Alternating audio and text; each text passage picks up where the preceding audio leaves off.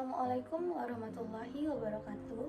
Perkenalkan, saya Faiza Khairani Syafril dengan NIM 23005210009 akan menjelaskan tentang populasi dan sampel dari mata kuliah statistik. Sebelumnya, apa itu populasi? Populasi adalah seluruh objek yang akan diteliti. Jadi, kalau misalnya di suatu SMP ada 1000 siswa, maka populasinya adalah seluruh siswa tersebut, yaitu 1000 siswa. Selanjutnya, apakah itu sampel? Sampel adalah perwakilan dari populasi. Jadi, misalnya di suatu sekolah populasinya itu berjumlah 1000 orang. Nah, sampel yang akan diambil sekitar 10%, yaitu 100 orang. 100 orang ini akan diteliti dan hasilnya mewakili 1000 siswa tadi. Pertanyaannya, kenapa harus memilih sampel, tidak meneliti seluruhnya? Jawabannya, seharusnya memang kita meneliti seluruhnya agar hasilnya lebih akurat. Namun, jika ingin meneliti populasi seluruhnya, maka akan memakan waktu, biaya, dan tenaga yang lebih banyak dan berpotensi membuat penelitian kita tidak dapat diselesaikan. Pertanyaan selanjutnya, bagaimana cara kita memilih sampel yang hasilnya sama dengan kita meneliti populasi? Dari pertanyaan tersebut, diperkenalkanlah teknik sampling. Apa itu teknik sampling?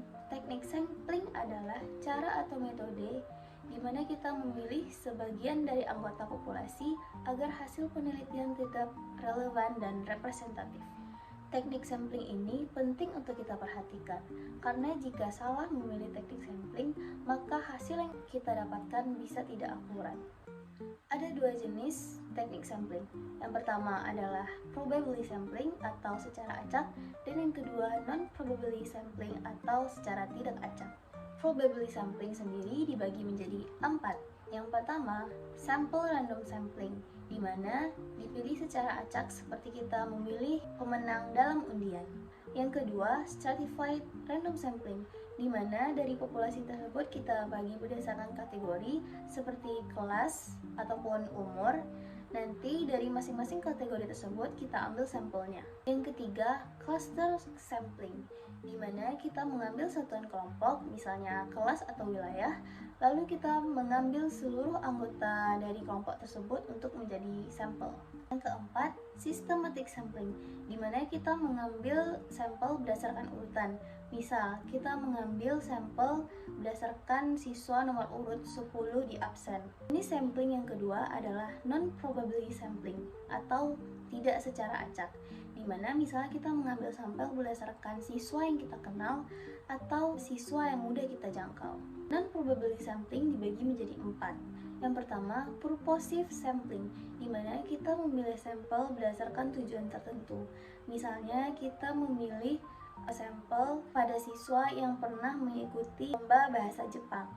Yang kedua, convenience sampling, di mana ini adalah siapa saja yang sedang tersedia.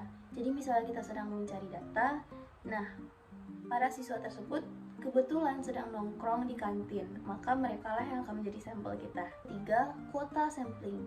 Jadi kita tentukan dulu kuotanya itu berapa. Misal 25 laki-laki dan 25 perempuan. Maka kita akan mencari sampel-sampelnya laki-laki dan perempuan hingga kuota tersebut terpenuhi. Yang keempat, snowball sampling, di mana kita mulai dulu dengan satu orang, lalu kita minta merekomendasikan orang lain, dan begitu seterusnya.